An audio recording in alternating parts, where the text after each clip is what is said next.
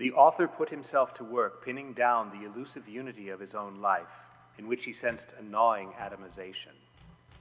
By long-standing habit, the word was his medium, and as he worked, he never forgot the untimely wisdom that the instrument of writing has everything to do with the shape of the text, and also with the shape of the life which the text addresses.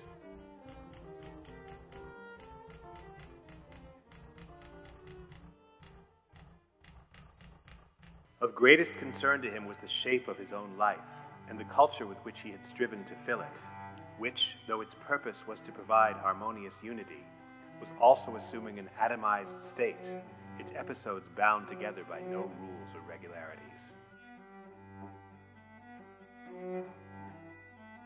He responded to his own deep-felt need to inject joviality into the proceedings, but the results defied his expectations, leading instead to a general decrease in pleasure for himself and everyone else. Though he felt a contentment at the harmonies that surrounded him, his flesh told him that there could be much more to life.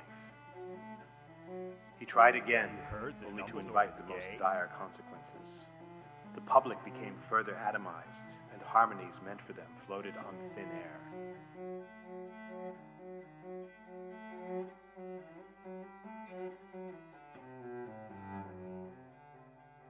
He was crushed. In his dejection, he reflected.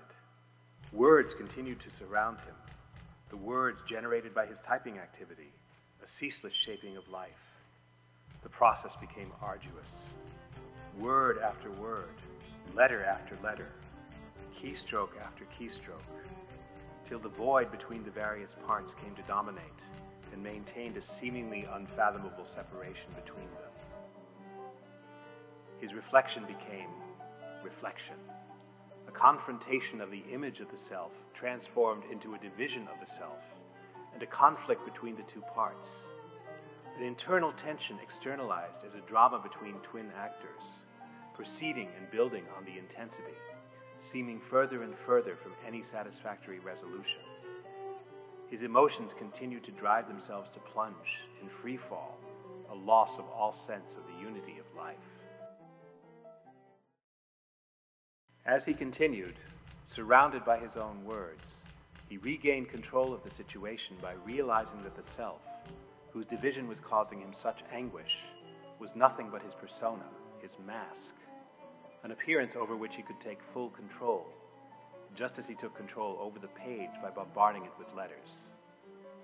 He made strokes like the strokes of letters, but he felt much freer, as his movements were not bound by the pre-given shape of letters, but rather aimed to create the impression of a single image. He moved to a different approach to the realm of the graphic, the directness of the image rather than the indirectness of the letter, a closing of the gap between appearance and reality, or rather an acceptance of appearance as reality, such that true harmony could be found in the self. His new image was one that he couldn't help but find striking, as it uncannily revealed to him aspects of himself, aspects of which he had been unaware, but which at the same time struck him as utterly familiar. Strangely, though, as he brought his life into this new alignment, he was aware of all events as a figural continuation of a long-standing writing exercise.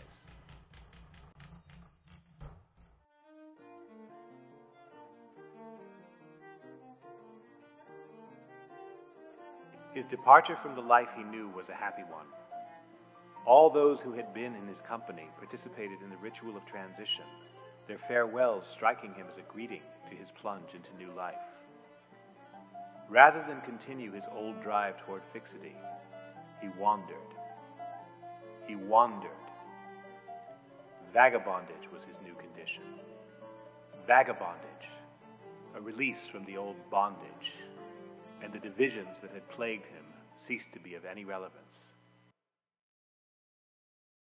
Gotta get back to Tuscaloosa, got a sweet gal who's on my mind. Gotta get back to Tuscaloosa, back to the gal I left